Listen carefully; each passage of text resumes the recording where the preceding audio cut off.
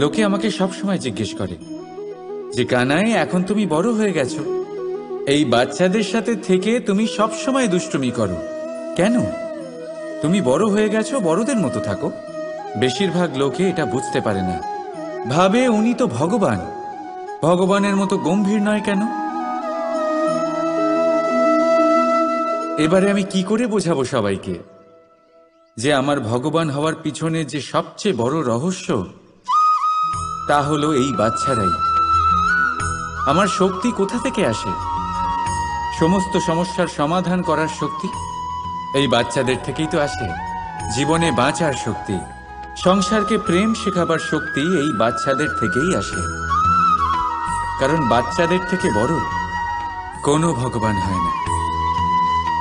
এবারে দেখুন না, পুরাণ আর বেদের কোনো জ্ঞান নেই ওদের, কিন্তু খুব ভালোভাবেই জানে যে একজন উদাস ব্যক্তির মন কি করে ভোলানো যায়, কি করে তাকে আনন্দ দেওয়া যায়। আর এই এক বিশাল ব্যাপার। কোনো ন্যায়, কোনো নীতির জ্ঞান নেই ওদের, কোনো ভেদাভেদ করতে জানে না। কিন্তু এটা অবশ্যই জানে একজন একা অজানা ব্যক্তিকে নিজের দলের সদস্য কি করে বানাতে হয়, কি করে তাকে আপন করতে হয়। আর এই এক বড় ব্যাপার, এই বাচ্চাদের থেকে অনেক কিছু শেখার আছে। তাই আপনারাও নিজেদের জীবনে গম্ভীর হওয়ার চেষ্টা কখনোই করবেন না। আর যদি করেন তাহলে এই সংসার খুবই নীরস লাগবে আপনার। আপনিও বাচ্চাদের মতো নিষ্পাপ থাকুন আর নিজেকে আনন্দে রাখুন। লাভ আর ক্ষতির ঊর্ধ্বে গিয়ে সম্পর্ককে দেখুন। জ্ঞান অর্জন করার পরিবর্তে ভালোবেসে সম্পর্ক পালন করুন। আপনি নিজেই বুঝে যাবেন যে এই সংসার কতটা সুন্দর। রাধা রাধা। কথায় আছে, জীবনে সম্পর্ক নিয়ে কখনো অঙ্ক কষা উচিত নয়। এই কথা তো ঠিক। যদি এই সম্পর্কে লাভ, ক্ষতি, গুণ, ভাগ এসব চলে আসে, তাহলে সবকিছু শুধু ব্যবসা হয়ে যায়। এই পুরো খেলাটাই হয়ে যায় অঙ্কের। আর এই জীবন নিশ্চিত রূপে অঙ্ক কষা নয়। এই জীবনে আনন্দকে বাড়ানো, কষ্টকে কমানো গণিতের খেলা নয়, ব্যবহার আর প্রেমের খেলা। কখনো কারোর মাথায় হাত রেখে তাকে শুভেচ্ছা জানালে হয়তো সেটা তাকে এত আনন্দিত করে যে সে পুরো জগৎ জয় করতে পারে। কখনো আপনার মুখ থেকে যখন কারোর জন্য কটু কথা বেরোয়, আর হয়তো সেটা তাকে এত কষ্ট দিয়ে দেয় যে সে এই জগতে কিছুই করতে পারে না। জীবনে কখনো সম্পর্কের মধ্যে গণিতকে আনবেন না, কখনো নয়। না লাভ ক্ষতি, না গুণ ভাগ। মনে রাখবেন, এই সংসারে এমন কোনো সমীকরণ নেই যেটার সমাধান নেই। শুধু তা খুঁজতে একটু সময় লাগে। রাধা রাধা। বিপদ, বিপদের কথা শুনলে আমরা সবাই সচেতন হয়ে যাই। এই সংসারে এরকম কোনো প্রাণী নেই যে বিপদে পড়েনি, যে বিপদে ঘিরে থাকেনি।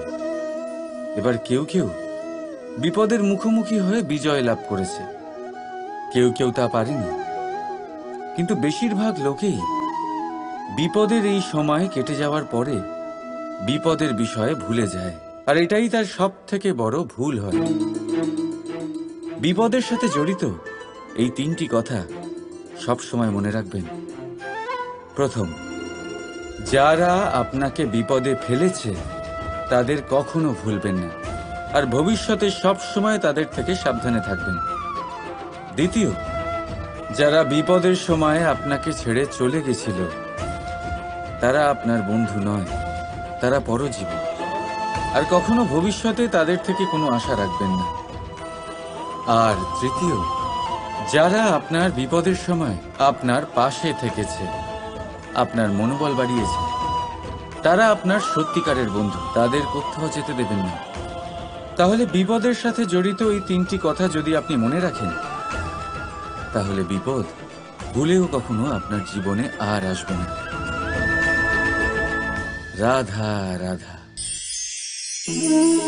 মানুষ জন্ম নেয়, আর জন্ম নিলেই তার জীবনযাত্রা শুরু হয়ে যায়। তারপর সে পরিশ্রম করে, লড়াই করে, আর সে তার ফল অবশ্যই পায়। সেই নিজের জীবনযাত্রা নিজেই সাজায়।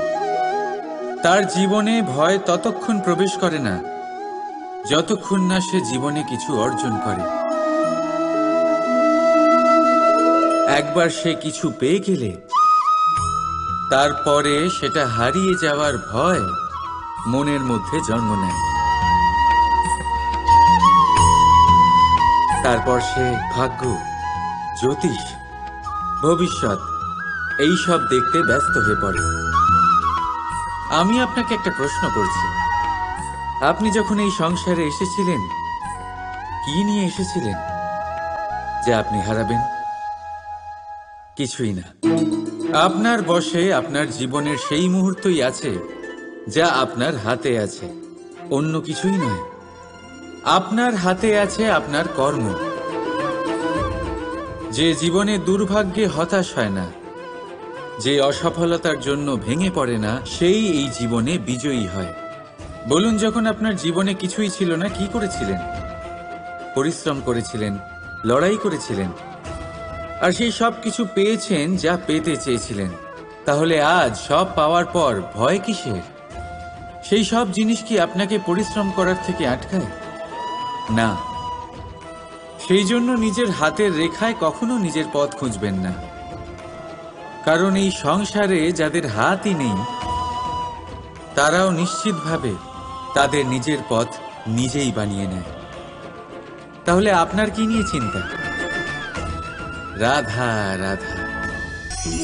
লোকে বলে মানুষ নিজের ভবিষ্যৎ জন্ম থেকেই লিখিয়ে আনে, অর্থাৎ এখানে এই কপালে। ভাগ্য দেবতা আমাদের সমস্ত উত্থান, সমস্ত পতনের হিসেব সবটা লিখে দেন। কিন্তু কপালে কেন, পায়ে নয় কেন? যদি পায়ে লেখা হয় তাহলে আমরা পড়তে পারবো, যদি কপালে লেখা হয় আমরা ছাড়া বাকি সবাই পড়তে পারবে। এবারে আমাদের কপাল এখানে তাই প্রতিফলিত হয় যা আমাদের মস্তিষ্কে আছে, আর মস্তিষ্কে থাকে আমাদের ভাবনা। তাই এই ভাবনার ধনাত্মক হওয়া অত্যন্ত জরুরি। এতে বিকাশের জন্য স্থান রাখুন, এতে সবাইকে একসাথে নিয়ে চলার ভাবনা রাখুন, আর বিশ্বাস করুন আপনার মস্তিষ্কের এই ভাবনা সাফল্য রূপে আপনার কপালে অবশ্যই লিখিত হবে, কারণ আপনার ভাবনাই সত্য হয়ে আপনার জীবনে আসে। রাধা রাধা। সংসারে প্রত্যেক মানুষের মনের গভীরে অনেক রকমের চিন্তা লুকিয়ে আছে। পিতামাতার চিন্তা, সন্তানের চিন্তা, স্ত্রীর চিন্তা, কাজের চিন্তা, ভবিষ্যতের চিন্তা, ইত্যাদি ইত্যাদি। মানুষের এই মন নানান চিন্তায় ভরা, কিন্তু আস্তে আস্তে এই চিন্তা চিতা হয়ে ব্যক্তিকে সমাপ্ত করে দেয়। আপনাদের একটা কথা মনে করিয়ে দিই, যে কথা আপনারা আগে থেকেই জানেন। কি অদ্ভুত ব্যাপার, তাই না? আপনি এই সংসারে আসার আগেও এই সংসার ছিল, আপনি যখন এই সংসার থেকে যাবেন তারপরেও এই সংসার থাকবে। অর্থাৎ আপনার আসার আগে এবং আপনার যাওয়ার পর যে সময়, সেটা আপনার হাতে নেই। তাহলে আপনার হাতে কি আছে? আপনার হাতে আছে সেই সময় যেটা আপনি এখন কাটাচ্ছেন, সেই সময় যখন আপনি আমার কথা শুনছেন, সেই সময় যখন আমি আপনার সাথে কথা বলছি। শুধু এটাই আপনার হাতে আছে। এবার এটাকে নিয়ে আপনি কি করবেন? চিন্তা করে নষ্ট করবেন?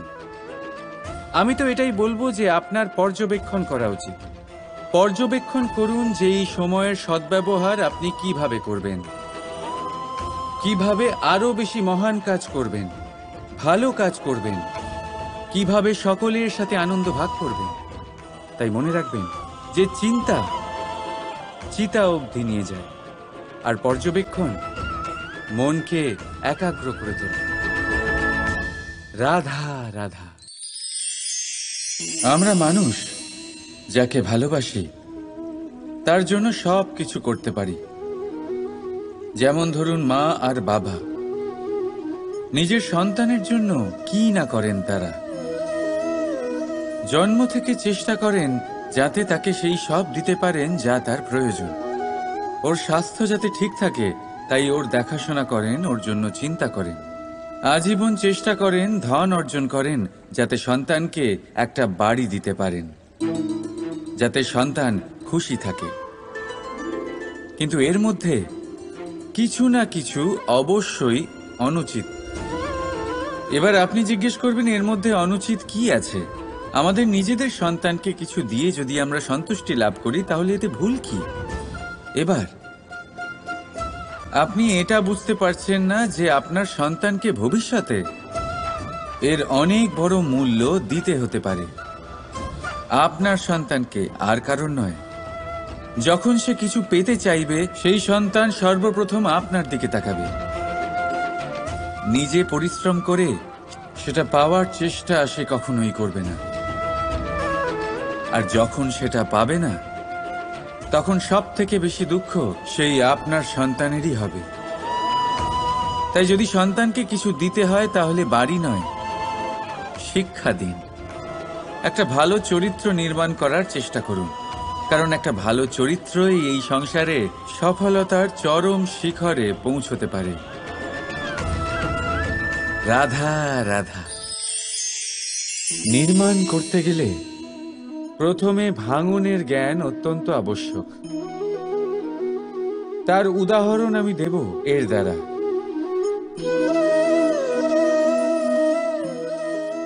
এই সুস্বাদু পায়েস, এটা তৈরি হয় পুষ্টিকর ভাত দিয়ে।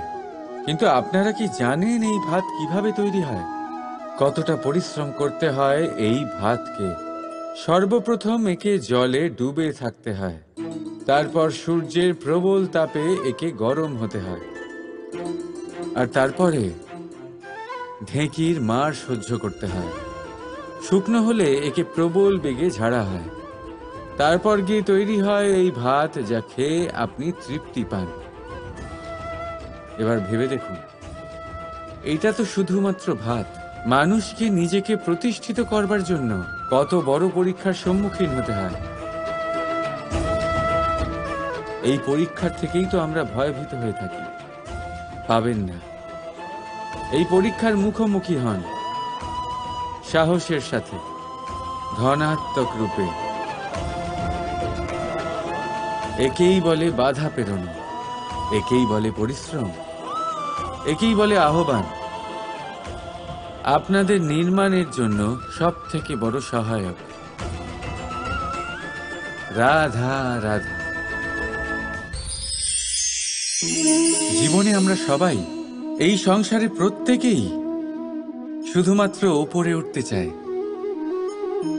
এমন কেউ নেই যে নিচে পড়তে চায়। কিন্তু আপনাকে যদি সত্যের সাথে পরিচয় করাই তাহলে নিচে পড়া অত্যন্ত আবশ্যক। যখন আপনি নিচে পড়েন তখন সর্বপ্রথম আপনার মনে পড়ে ওপরে যখন ছিলেন সেই স্থান, সেই সময় এবং তার গুরুত্ব কি ছিল।